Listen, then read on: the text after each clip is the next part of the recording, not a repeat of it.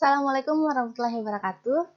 Hai teman-teman, selamat pagi. Berjumpa lagi dengan saya, Agustina Ambar Pertiwi, pada mata kuliah Biostatistika dan Statistik in Education. Kali ini kita akan berdiskusi tentang ukuran penyebaran data. Setelah pada pertemuan lalu, kita sudah berdiskusi mengenai ukuran letak data. Ukuran penyebaran data juga bisa disebut sebagai dispersi dan ukuran penyimpangan.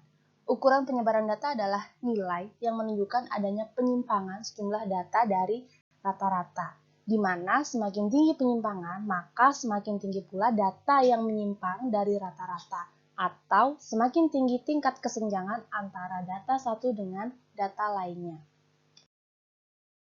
Beberapa manfaat dari penggunaan ukuran penyebaran data diantaranya, yang pertama, ukuran penyebaran data dapat digunakan untuk menentukan apakah nilai rata-ratanya benar-benar representatif atau tidak.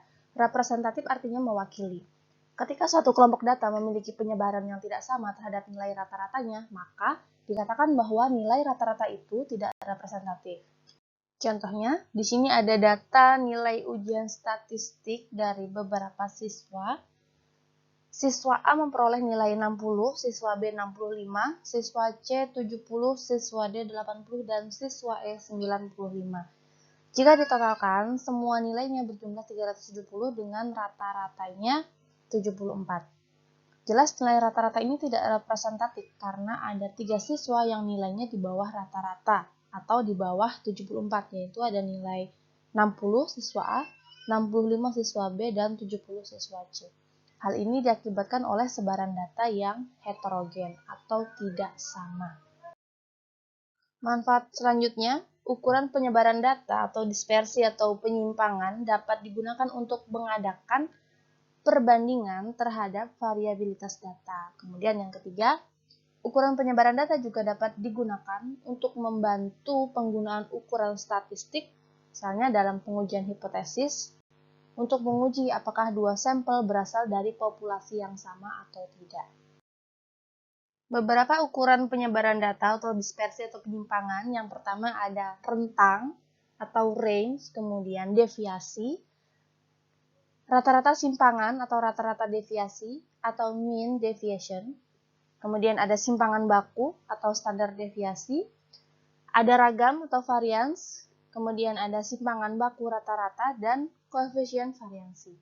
Tetapi dalam video pembelajaran ini kita hanya akan membahas mengenai range deviasi, mean deviation, dan standar deviasi. Seperti yang sudah kita pelajari sebelumnya, range atau rentang bisa dicari dengan mengoperasikan atau mengurangkan skor atau nilai yang tertinggi dikurang dengan skor atau nilai yang terendah. Rumusnya, range sama dengan highest score minus lowest score, di mana range adalah selisih antara nilai terbesar dan nilai terkecil dari data yang telah disusun secara berurutan dari yang paling kecil sampai yang paling besar. Range ini digunakan sebagai ukuran penyebaran data apabila dalam waktu yang singkat dan kita ingin memperoleh gambaran tentang penyebaran data yang sedang kita selidiki dengan mengabaikan faktor ketelitian atau kecermatan. Jadi range ini dalam tingkatan ukuran penyebaran data, tingkat ketelitiannya sangat rendah dibandingkan dengan deviasi, dengan standar deviasi. Contoh perhitungan range, di sini kita punya tabel data nilai tugas dari 3 orang siswa. Siswa yang pertama, Nisa, tugas 1 nilainya 60, tugas 2 60, tugas 3 60, tugas 4 60, dan tugas 5 60. Bisa kita lihat nilai Nisa homogen atau seragam, maka highest score-nya dan lowest score-nya sama, yaitu 60. Kemudian untuk range-nya, kita hitung highest score dikurang lowest score, 60 kurang 60 sama dengan 0. Siswa 2 Hana, tugas 1 nilainya 60, tugas 2 50, tugas 3 40, tugas 4 70, dan tugas 5 80. Di sini kita lihat nilai Hana heterogen atau tidak seragam. High score Hana adalah 80 dan low score Hana 40. Maka range dari nilai Hana adalah 40. Selanjutnya nilai Lula. Tugas 1, Lula mendapat nilai 100, tugas 2, 50, tugas 3, 90, tugas 4, 40, dan tugas 5, 20. Bisa kita lihat nilai Lula juga heterogen. Highest score Lula adalah 100 dan lowest score Lula adalah 20. Maka range Lula adalah 80. Nilai min dari ketiga siswa adalah sama-sama 60 dengan jumlah nilai secara keseluruhan masing-masing sebanyak 300. Kita lihat nilai R-nya. Nilai R tertinggi dimiliki oleh Lula, kemudian Hana, dan yang paling kecil adalah Nisa. Semakin kecil nilai R, maka data akan semakin homogen. Kita lihat, yang paling kecil adalah nilai dari Nisa, di mana range-nya adalah 0. Kita lihat, kisaran nilai Nisa ternyata semuanya 60 atau homogen. Sangat mudah ya cara kita menghitung range hanya dengan mengoperasikan nilai terbesar atau high score dikurang dengan nilai terkecil atau low score. Range ini memiliki kelebihan, dalam waktu yang singkat kita bisa memperoleh gambaran umum mengenai penyebaran data yang sedang kita selidiki. Tetapi, range memiliki kelemahan karena tergantung pada nilai-nilai ekstrim atau sangat ditentukan oleh nilai tertinggi dan nilai terendah. Kemudian, range juga tidak memperhatikan distribusi yang terdapat di dalam range itu sendiri. Ketika ada suatu distribusi data di mana nilai tertingginya 100, kemudian nilai terendahnya 20, kita hanya mengetahui dua nilai itu. Sementara nilai selain 100 dan 20, itu kita tidak tahu. Maka itu adalah salah satu kelemahan dari range. Ukuran penyebaran data yang kedua adalah deviasi atau deviation.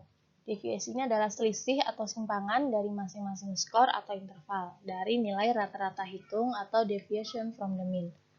Deviasi ini merupakan salah satu ukuran variabilitas data yang biasa dilambangkan atau disimbolkan dengan huruf kecil dari huruf yang digunakan sebagai lambang skornya. Jadi misalnya datanya atau skornya itu kita simbolkan dengan X besar, maka deviasinya kita simbolkan dengan X kecil.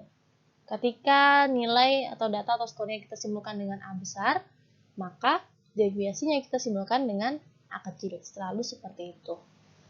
Deviasi ini, ketika dia di atas min atau rata-rata, dia bernilai positif. Sedangkan jika di bawah min, maka dia bernilai negatif. Dan ketika dijumlahkan, nilai deviasi nanti adalah jumlahnya 0. Dalam perhitungan deviasi, kita selalu menghitung min atau rata-rata hitung. Rumusnya min sama dengan sigma X dibagi N.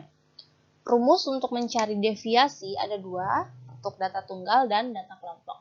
Rumus untuk data tunggal yaitu X kecil. Kenapa kita pakai X kecil? Karena nanti kita akan menyimbolkan datanya dengan simbol atau huruf X besar. X kecil sama dengan X besar dikurang MX atau min X. Kemudian untuk data kelompok, X kecil sama dengan nilai tengah dikurangin dengan MX atau min X. Kenapa data kelompok menggunakan nilai tengah? Ingat, data kelompok bentuknya adalah data interval. Oleh karena itu, dalam perhitungan kita menggunakan nilai tengah untuk dioperasikan. Contoh perhitungan deviasi. Di sini ada tabel data nilai X dan frekuensi. Kita akan mencari deviasi dari masing-masing nilai. Ingat, data selalu diurutkan ya, dari yang paling kecil yang paling besar atau dari yang paling besar sampai yang paling kecil. Hal pertama yang kita lakukan adalah menghitung nilai X dan juga menghitung nilai F. Setelah kita hitung, kita jumlahkan, ternyata di sini sigma X-nya adalah 35 dan sigma F atau N-nya adalah 5. Maka kita bisa langsung menghitung berapakah min atau nilai rata-ratanya. Rumusnya, min sama dengan sigma X dibagi N, yaitu 35 dibagi 5 sama dengan 7. Maka min-nya adalah 7. Cara menghitung deviasinya, rumusnya X sama dengan X besar dikurang min. Kita lihat untuk menghitung deviasi nilai yang pertama yaitu data 9. Kita hitung deviasinya yaitu X dikurang min, berarti 9 dikurang 7 sama dengan 2. Nilainya positif, oleh karena itu kita berikan tanda positif. Kemudian data yang kedua 8, kita kurang dengan 7, hasilnya 1, positif 1, kita berikan tanda positif 1. Data yang ketiga 7 dikurang 7 sama dengan 0. Data yang keempat 6 dikurang 7 sama dengan min 1. Karena dia negatif, maka kita berikan tanda negatif. Dan data yang terakhir 5 dikurang 7 sama dengan negatif 2. Kita beri tanda negatif. Lalu kita jumlahkan seluruh nilai dari deviasi, maka akan ketemu hasilnya 0. Ukuran penyimpangan atau penyebaran data yang ketiga adalah rata-rata simpangan atau rata-rata deviasi atau mean deviation yang disimbolkan dengan MD. Mean deviation ini adalah jumlah harga mutlak deviasi dari tiap-tiap skor, lalu dibagi dengan banyaknya skor itu sendiri. Dalam pengoperasiannya, tanda aljabar nanti akan dihilangkan, tanda positif dan negatif diabaikan. Ada 3 rumus. Untuk data tunggal, ada rumus untuk data tunggal yang seluruh frekuensinya 1, dan rumus untuk data tunggal yang sebagian atau seluruh frekuensinya lebih dari 1. Dan untuk rumus data kelompok. Untuk rumus data tunggal yang seluruh frekuensinya 1, rumusnya mean deviation atau MD sama dengan sigma X dibagi N. Sedangkan untuk rumus data tunggal yang sebagian atau seluruh frekuensinya lebih dari 1, rumusnya MD sama dengan sigma Fx dibagi N, di mana F adalah frekuensi. Kemudian untuk data kelompok, rumusnya mirip dengan rumus data tunggal yang sebagian atau seluruh frekuensinya lebih dari 1, yaitu MD sama dengan sigma Fx dibagi N.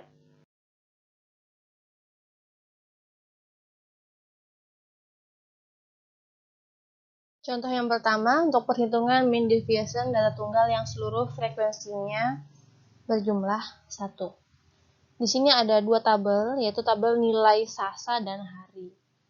Ketika kita melihat tabel ini dan kita menghitung min-nya, maka min dari nilai sasa dan hari adalah sama-sama 70.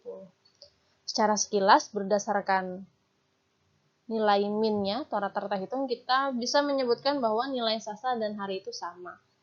Tetapi, ketika kita hitung mean deviation-nya, nanti akan ditemukan fakta bahwa sebenarnya nilai hari itu lebih homogen dibandingkan dengan nilai sasa. Bagaimana cara menghitungnya? Kita ikuti rumusnya. Pertama, kita harus mencari min-nya dulu.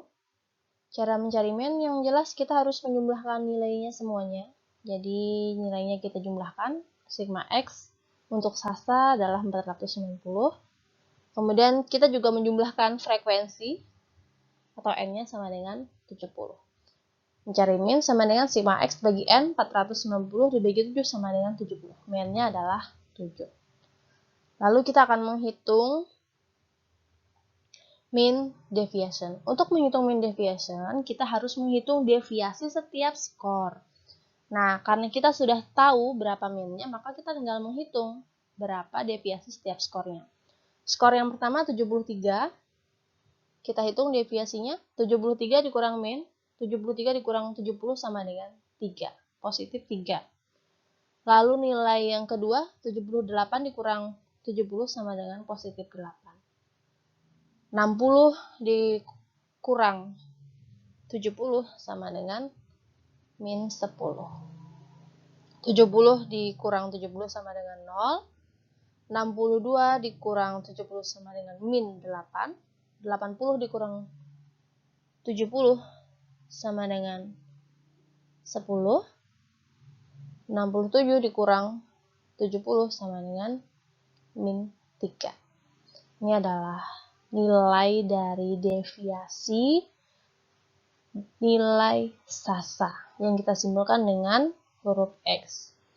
Setelah kita menghitung deviasi, maka kita jumlahkan deviasinya, totalnya adalah 42. Baru kita bisa menghitung mean deviation dari nilai sasa. Rumusnya MD sama dengan sigma X. Di sini X kecil ya, karena kita menghitung deviasi. Beda dengan min tadi, ini X-nya adalah X besar. Maka kita masukkan angkanya sigma X, sigma deviasi sama dengan 42 dibagi N-nya 7, ketemu hasilnya 6,0. Ini adalah nilai mean deviation dari Sasa. Selanjutnya kita akan menghitung mean deviation dari nilai hari. Nilai hari kita simbolkan dengan huruf Y. Pertama kita harus menghitung mean-nya dulu. Kita hitung. Jumlah total nilai hari adalah 490. Kemudian frekuensinya 7. Maka mean-nya adalah 490 dibagi 7 sama dengan 70. Setelah kita menghitung mean, kita menghitung deviasi dari setiap skor atau nilai hari. Karena nilai hari kita simbolkan dengan huruf Y besar, maka deviasinya kita simbolkan dengan huruf Y kecil. Langsung kita masukkan angkanya ke dalam rumus. Deviasi untuk skor yang pertama yaitu 73 dikurang min-nya 70, hasilnya 3. Skor yang kedua 69 dikurang 70, hasilnya negatif 1 atau min 1. Skor ketiga 72 dikurang 70 sama dengan positif 2. Kemudian 70 dikurang 70 sama dengan 0. 71 dikurang 70 sama dengan positif 1. 67 dikurang 70 sama dengan negatif 3. Dan 68 dikurang 70 sama dengan negatif 2. Lalu kita jumlahkan semua atau seluruh nilai deviasi, ketemu hasilnya sama dengan 12. Setelah kita menghitung jumlah deviasi nilai hari, baru kita bisa menghitung mean deviation-nya. Rumusnya, MD sama dengan sigma Y dibagi N. Yaitu 12 dibagi 7 sama dengan 1,7. Selanjutnya kita tarik kesimpulan. Nilai Sasa dan hari, jika kita lihat dari mean atau rata-rata hitung, nilai mereka adalah sama atau proporsinya sama karena rata-ratanya sama-sama 70. Tetapi setelah kita menghitung mean deviation-nya, ternyata mean deviation nilai hari itu lebih kecil dari mean deviation nilai Sasa. Artinya nilai hari lebih homogen dibandingkan dengan nilai Sasa. Jadi jelas di sini ya terlihat ketika sebuah data hanya dihitung berdasarkan mean atau rata-rata hitung, maka data akan terlihat seperti itu. Terlihat seperti sama atau homogen. Tetapi setelah kita menghitung mean deviation-nya, ternyata dengan mean yang sama sebenarnya berbeda. Nilai hari lebih homogen dibandingkan dengan nilai Sasa. Contoh yang pertama tadi kita membandingkan ya. Untuk contoh yang kedua kita tidak membandingkan, tapi hanya menghitung mean deviation dari sebuah data. Di sini ada tabel tentang nilai. Untuk di mean deviation ini, jika datanya sudah dalam bentuk tabel tidak perlu diurutkan ya. Tetapi jika masih dalam bentuk data mentah, maka data harus diurutkan. Oke. Di sini kita langsung akan menghitung mean-nya, maka kita harus menghitung berapa jumlah sigma X-nya dan sigma F atau M. Di sini jumlah sigma X-nya adalah 300 dan N-nya adalah 5, maka mean-nya adalah 60.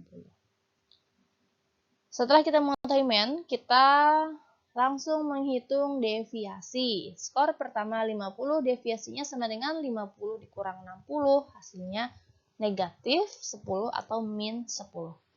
Data yang kedua, 60 dikurang 60 hasilnya 0. Data ketiga, 70 kurang 60 sama dengan positif 10. Data keempat, 40 dikurang 60 sama dengan negatif 20. Dan data terakhir, 80 kurang 60 sama dengan positif 20. Kemudian kita akan menjumlahkan nilai deviasi, seluruhnya adalah 60. Di sini kita mengabaikan tanda positif dan negatif. Setelah mengetahui sigma X atau sigma deviasi, kita bisa menghitung mean deviation-nya. Rumusnya sigma X kecil dibagi N, yaitu 60 dibagi 5 sama dengan 12. Maka angka 12 ini adalah mean deviation dari data ini. Contoh yang ketiga, kita akan menghitung mean deviation pada data kelompok. Ingat, data kelompok adalah bentuk data interval. Nah, di sini sudah diurutkan kelas intervalnya. Lalu ada frekuensi. Jangan lupa untuk selalu mencari tengah pada data interval. Di sini sudah diketahui ya nilai tengahnya dari kelas yang pertama sampai kelas terakhir. Maka selanjutnya kita harus mencari nilai dari frekuensi dikalikan dengan nilai tengah. Langsung saja kita kalikan. Nilai tengah dari 52 sampai 54 adalah 53. Kemudian kita kalikan dengan frekuensinya 4, hasilnya 212. Lalu kelas yang kedua, nilai tengah dari kelas interval 55 sampai 57 adalah 56. Kita kalikan dengan frekuensinya 8, hasilnya 448. Terus kita hitung sampai kelas terakhir.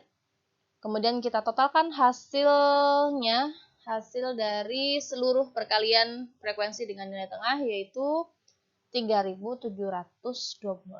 Jangan lupa juga untuk menghitung total frekuensi atau N, yaitu 60. Setelah mengetahui dua nilai ini, kita bisa menghitung min-nya atau rata-rata hitungnya. Langsung kita masukkan ke dalam rumus. Min sama dengan sigma fx nilai tengah dibagi n, yaitu 3726 dibagi 60 sama dengan 62,1. Ini adalah nilai min-nya. Setelah mengetahui min-nya, kita baru bisa menghitung deviasi. Deviasi di data kelompok yang digunakan adalah nilai tengah, bukan nilai X atau kelas interval. Maka, deviasi untuk kelas yang pertama, kita hitung nilai tengahnya 53, dikurang minnya 62,1, hasilnya min 9,1. Lalu untuk deviasi kelas yang kedua, 56 dikurang 62,1, hasilnya min 6,1. Kelas yang ketiga, 59 dikurang 62,1, hasilnya min 3,1. Gitu seterusnya sampai kelas terakhir. Setelah selesai dihitung, kita kalikan frekuensi dengan deviasi. Untuk kelas interval yang pertama, deviasinya negatif 9,1 dikalikan 4, hasilnya negatif 36,4. Untuk kelas interval yang kedua, deviasinya min 6,1 dikali dengan 8, hasilnya negatif 48,8. Terus dihitung sampai kelas terakhir. Setelah selesai, kita totalkan. Kita totalkan dengan mengabaikan tanda positif dan negatif. Jadi hasil totalnya adalah 235,4. Setelah mengetahui jumlah totalnya, kita bisa menghitung mean deviation dari data kelompok ini. Rumusnya, MD sama dengan sigma fx dibagi N, yaitu 235,4 dibagi 60 sama dengan 3,92. Maka 3,92 ini adalah mean deviation dari data kelompok ini. Ukuran penyebaran data yang keempat adalah simpangan baku atau standar deviasi atau standar deviation yang biasa disimbolkan dengan SD. Standar deviasi adalah suatu nilai yang menunjukkan tingkat variasi suatu kelompok data. Perhitungan pada standar deviasi ini lebih teliti dibandingkan dengan mean deviation, apalagi dibandingkan dengan range. Maka, dalam perhitungan statistik lebih banyak digunakan standar deviasi. Rumus perhitungan standar deviasi ada dua, yaitu rumus untuk data tunggal dan data kelompok. Untuk rumus data tunggal, standar deviasi sama dengan akar dari sigma x kuadrat dibagi n. Sedangkan untuk rumus standar deviasi pada data kelompok, yaitu standar deviasi sama dengan akar dari sigma f dikali x kuadrat dibagi n. Ingat di sini x-nya dikuadratkan terlebih dahulu. Nanti kita akan lihat pada contoh. Contoh perhitungan standar deviasi data tunggal. Di sini kita punya tabel berupa nilai x. Ini kita jumlahkan, total nilainya ada 300. Kemudian kita juga jumlahkan, frekuensinya ada 5. Maka kita bisa mencari mean atau rata-rata hitungnya. Rumusnya mx sama dengan sigma x dibagi n, yaitu 300 dibagi 5 sama dengan 60. Maka 60 ini adalah nilai mean atau rata-rata hitungnya. Setelah mengetahui nilai mean, kita bisa menghitung nilai deviasi setiap data. Selanjutnya kita menghitung deviasi dari setiap nilainya. Untuk nilai 40, kita hitung deviasinya 40 dikurang mean, 40 dikurang 60 sama dengan negatif 20. Lalu data yang kedua, 50 dikurang 60 sama dengan negatif 10. Data yang ketiga, 60 kurang 60 sama dengan 0. Data keempat, 70 kurang 60 sama dengan positif 10. Dan data yang terakhir, 80 dikurang 60 sama dengan positif 20. Lalu, nilai deviasi tadi kita kuadratkan. Data yang pertama, negatif 20 dikuadratkan menjadi 400. Data kedua, negatif 10 kita kuadratkan menjadi 100. Data ketiga, 0 dikuadratkan tetap 0. Kemudian data keempat dikuadratkan menjadi 100. Lalu data yang terakhir, positif 20 dikuadratkan menjadi 400. Totalnya adalah 1000. Setelah kita mengetahui jumlah total dari deviasi yang telah dikuadratkan, kita bisa menghitung standar deviasi. Rumusnya standar deviasi sama dengan akar sigma X kuadrat dibagi N. Langsung kita masukkan. Standar deviasi sama dengan akar dari 1000 dibagi 5, yaitu akar 200, ketemu hasilnya 14,14. Maka 14,14 ini adalah nilai standar deviasi dari data ini. Contoh yang kedua, perhitungan standar deviasi untuk data kelompok. Di sini sudah ada kelas interval dan frekuensi. Selanjutnya kita akan mencari nilai tengahnya. Pada kelas yang pertama, kelas interval 52 sampai 54, nilai tengahnya adalah 53. Kemudian kelas yang kedua, 55 sampai 57, nilai tengahnya 56. Sampai kelas interval 70 sampai 72, nilai tengahnya 71. Setelah kita memperoleh nilai tengah, kita mengalihkan frekuensi setiap kelas dengan nilai tengah setiap kelas, yaitu untuk kelas yang pertama, frekuensinya 4 dikalikan dengan nilai tengahnya 53, hasilnya 212. Untuk kelas yang kedua, frekuensinya 8 dikali dengan nilai tengah 56, hasilnya 448. Kita cari terus sampai kelas terakhir, di mana frekuensi dari kelas interval 70 sampai 72 adalah 5. Kita kalikan dengan nilai tengahnya 71, hasilnya 355. Setelah selesai, kita jumlahkan seluruh frekuensi yang sudah dikalikan dengan nilai tengah, yaitu hasilnya 3726. Kemudian kita juga menghitung total frekuensi atau N, yaitu 60. Setelah kita hitung, kita masukkan ke dalam rumus mean atau rata-rata hitung, yaitu Mx sama dengan sigma Fx dibagi N, yaitu 3726 dibagi 60, ketemu hasilnya 62,1. Maka 62,1 ini adalah nilai mean. Setelah kita menghitung nilai mean, maka kita baru bisa menghitung nilai deviasi dari setiap kelas. Untuk kelas yang pertama, deviasinya dengan menghitung nilai tengah dikurang dengan mean, yaitu 53 dikurang 62,1 sama dengan negatif 9,1. Untuk kelas yang kedua, nilai tengahnya 56 dikurang dengan mean 62,1, maka hasilnya negatif 6,1. Dicari terus sampai pada kelas interval yang terakhir, di mana nilai tengahnya adalah 71 dikurang dengan meannya 62,1, hasilnya positif 8,9. Setelah deviasinya sudah dicari pada seluruh kelas interval, maka kita akan mengkuadratkan nilai deviasi tiap-tiap kelas. Pada kelas interval yang pertama, nilai deviasinya negatif 9,1, kita kuadratkan menjadi 82,81. Demikian kita lakukan pada kelas interval yang lainnya. Setelah kita menguadratkan nilai deviasi pada semua kelas, kita akan menghitung frekuensi setiap kelas dikalikan dengan deviasi setiap kelas yang sudah dikuadratkan. Untuk kelas yang pertama, pada kelas interval 52 sampai 54, frekuensinya 4, kita kalikan dengan deviasi yang sudah dikuadratkan, yaitu 82,81, yaitu 331,24. Sedangkan untuk kelas yang kedua, frekuensinya 8 dikalikan dengan 37,21, hasilnya 297,68. Lakukan hal yang sama hingga kelas terakhir. Kemudian setelah selesai, jumlahkan semuanya. maka ketemu sigma F dikali X kuadrat sama dengan 1457,8. Setelah mengetahui nilai sigma Fx kuadrat, kita bisa menghitung standar deviasinya. Rumusnya, standar deviasi sama dengan akar dari sigma F dikali X kuadrat dibagi N.